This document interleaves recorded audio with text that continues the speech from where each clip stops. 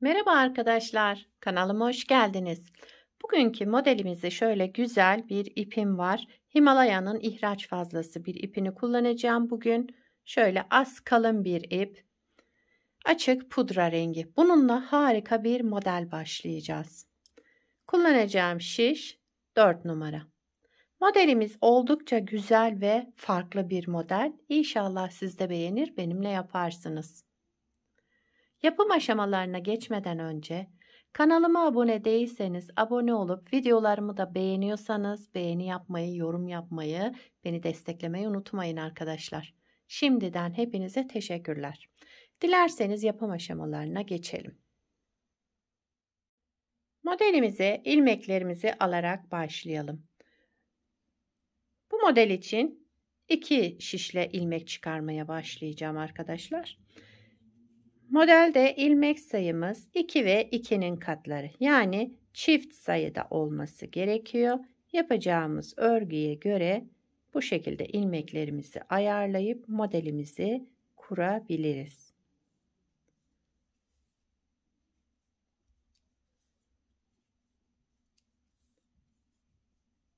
Ben şöyle kısa bir anlatım yapacağım küçük bir parça üzerinde.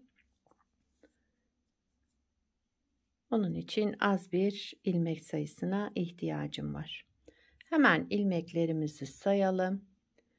2, 4, 6, 8, 10, 12, 14, 15, 16 ilmekle modelimizi kurmaya başlayalım. Şişimin bir tanesini çıkardım.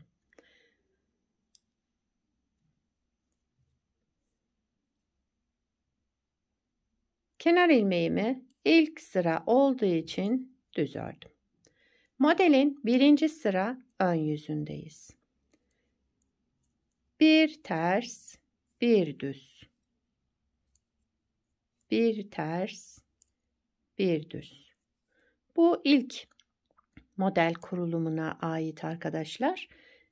Daha sonrakilerde şu düzleri çift olarak alacağız. Şimdi ilk sıra olduğu için bu şekilde yapıyorum. Bir tersle başladım. Bir ters, bir düz, bir ters, bir düz. Sıra sonuna kadar devam ediyorum. Kenar ilmeğimi de ördüm. Şu şekilde birinci sıramı tamamladım. İkinci sıra arka yüzündeyim. Kenar ilmeğimi örmeden aldım. Sıradaki bakın ters olan ilmeğimi bir kez düz ördüm. Şişimden çıkarmıyorum. Bir doladım. Arkasındaki ilmeği de alarak ikisini bir kestim düz örerek. Ters olan ilmeği, bu ters olan ilmeğimizde yapıyoruz ilk. Düz olarak örüyoruz bu ilmeğimizi. Daha sonra bir kez doluyoruz. Daha sonra arkasındaki ilmeği de alarak ikisini bir düz örerek keselim. Şöyle bir görüntümüz olacak. Bir ilmek düz ördüm. Bir doladım.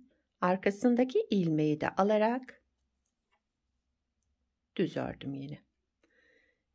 Hep bu ters ilmekte ilk işlemimizi yapıyoruz arkadaşlar. Bakın.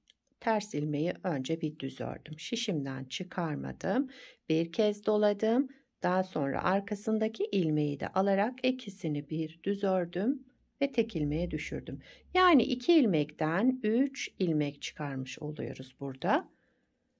İlk sırada söylemek istediğim buydu arkadaşlar. Şimdi arka yüzünde düz ilmeklerimizi 2 ilmek olarak alacağız. Hani ilk modeli kurduğumuzda böyle olmadığı için bir ters bir düzle başladım.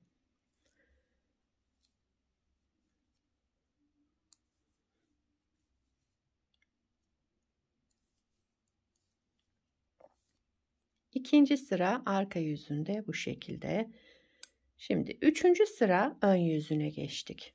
Modelin her iki yüzünü de kullanabilirsiniz. İkisi de birbirinden harika. Bakın ilmeklerimiz üçer üçer şöyle gruplar halinde. Bu üçlü ilmeğin ikisini, bakın şu ters ilmekle ve arkadaki ilmeğimi ikisini bir düz örerek kestim.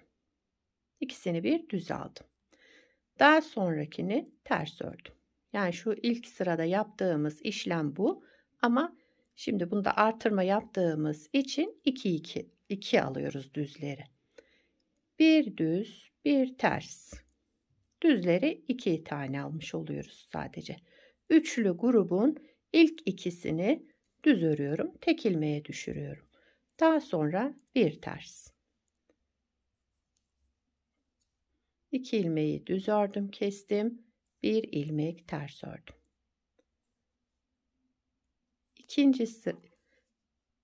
Üçüncü sıra ön yüzündeyim.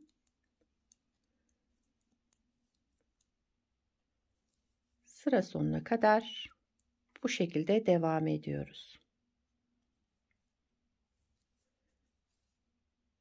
Modeli şimdi kaydırmış olduk arkadaşlar. Evet. Dördüncü sıra arka yüzüne geçtim. Kenar ilmeğimi örmeden aldım. Sıradaki ilmeğim bakın bu düz olan ilmeğim. Bunu ters olarak örüyorum. Bir ters ilmek ördüm. Daha sonraki ters ilmeğe geldiğimde bir düz, bir doladım. Arkadaki düz ilmeğimi de aldım. Daha sonra 2 ilmeği tek ilmeğe düşürdüm orada. Yani 2 ilmekten 3 ilmek çıkarmış oldum bu şekilde. Başta bir ters ilmek örmüştüm. Bir düz, bir doladım. 2 ilmeği kestim. Hep şu ters ilmeği baz alıyoruz. Bu ters olan ilmeğimi bir kez düz ördüm. Bir doladım. Arkasındaki ilmeği de alarak düz olarak ördüm. Bir düz, bir doladım. Arkasındaki ilmeği de alarak bir kez düz ördüm ve kesmiş oldum. Arka yüzünde bu işlemleri yapıyorum. Modeli kaydırmış olduk arkadaşlar.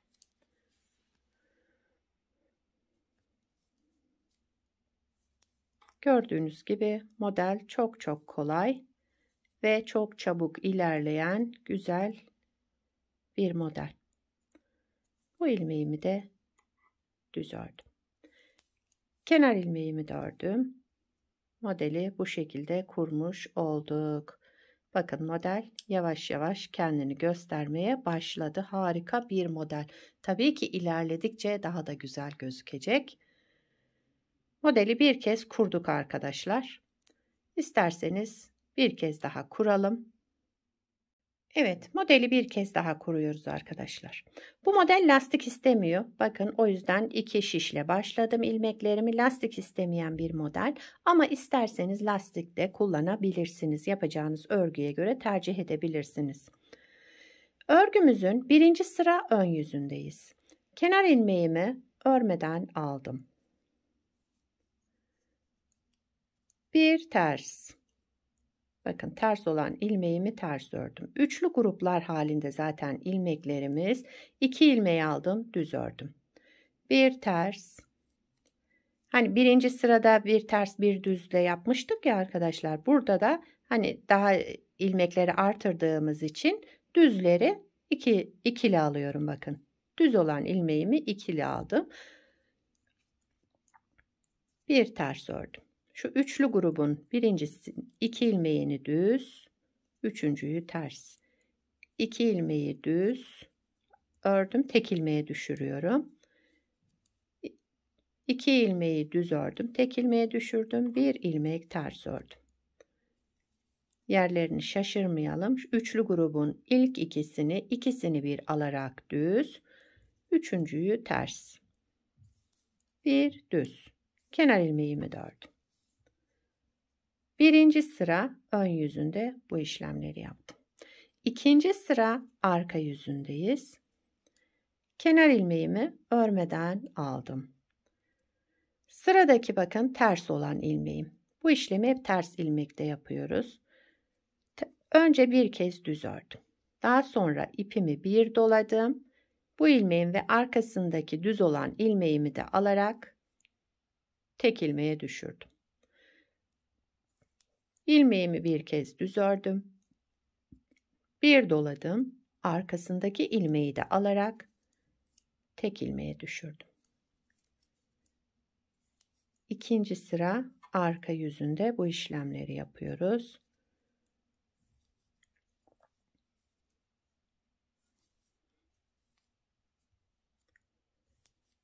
Ters olan ilmeğimi bir kez düz örüyorum. Şişimden çıkarmıyorum. Bir doladım. Tekrar bir de arkasındakini de alarak ikisini bir kestim.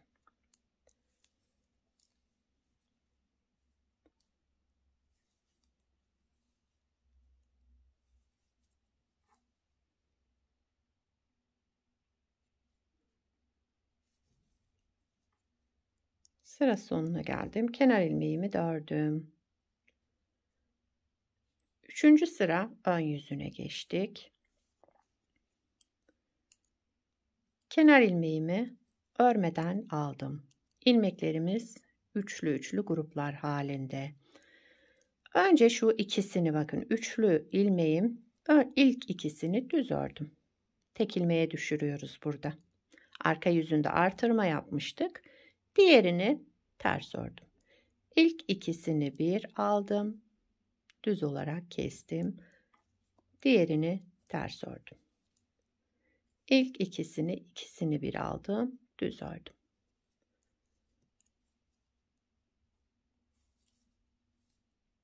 Üçüncü sıra ön yüzünde sıra sonuna kadar bu şekilde devam ediyoruz. Üçlü ilmeğin ilk ikisini düz örerek kestim. Üçüncüyü ters ördüm. İlmeklerin yerini şaşırmayalım arkadaşlar. Gösterdiğim gibi bunlar püf noktası. Üçlü ilmeğin ilk ikisini düz örerek tek ilmeğe düşürüyoruz. Daha sonra üçüncü ilmeği de ters örüyoruz. Dördüncü sıra arka yüzüne geçtik. Dördüncü sırada yapmamız gereken işlem, kenar ilmeğimi örmeden aldım. Sırada bakın düz ilmeğim var. Bunu ters örüyorum. Bir ters ilmek ördüm. Ters olan ilmeğimi de işlemimizi burada yapıyoruz arkadaşlar. Bir kez düz örüyoruz. Ters olan ilmeğimizi bakın, şaşırmayalım bunu. Bir dolayalım. Daha sonra ters olan ilmeğimiz ve arkasındaki ilmeği de alarak ikisini bir düz örerek keselim. Yine geldik ters ilmeğe. Bir kez düz örüyoruz. Bir doluyoruz. Arkasındaki ilmeği de alarak ikisini bir düz örüyoruz.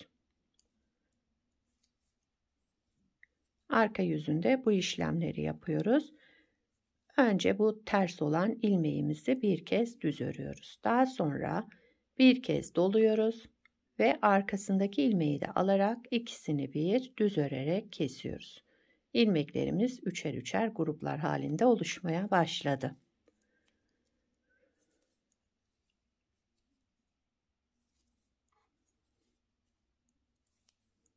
Benim anlattığım şekilde tekrarlarsanız modelde hiçbir şekilde kayma, bozulma olmaz. Pardon, burada bu ilmeğimizi düz olarak ördük. Kenar ilmeğimizi de ördük. Evet, modeli iki kez kurduk arkadaşlar. Bakın modelimiz yavaş yavaş oluşmaya başladı ama ilerledikçe daha güzel görünen bir model. Şöyle küçük parçada çok kendini göstermeyebilir. Bakın kıvrılma falan olmuyor bu modelde. Dediğim gibi lastik istemiyor ama istediğiniz lastiği de kullanabilirsiniz. Sizin zevkinize kalmış. Ben lastiksiz başladım. Bir de şöyle bir parça yaptım. Onu da göstereyim size. Bunu beraber yaptık arkadaşlar. Şu şekilde. Bunu da daha önce yaptım. Çekim öncesi size göstermek için. Evet. Modelin arka yüzü de bu şekilde. Bakın her iki yüzünü de kullanabileceğiniz harika bir model. Arka yüzünde de şöyle güzel değişik bir görüntüsü var. Kenar ilmeklerimiz de bu şekilde çıkıyor. Yakadan başlama örgülerinizde de şöyle bir görüntüsü olur.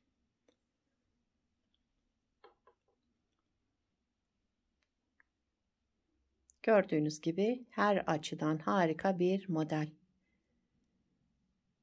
Bu model biraz daha kalın iplerde kendini gösteriyor arkadaşlar. Çok ince ip kullanmayın. Model tam kendini göstermiyor ince iplerde. Evet. Şöyle bırakayım ben.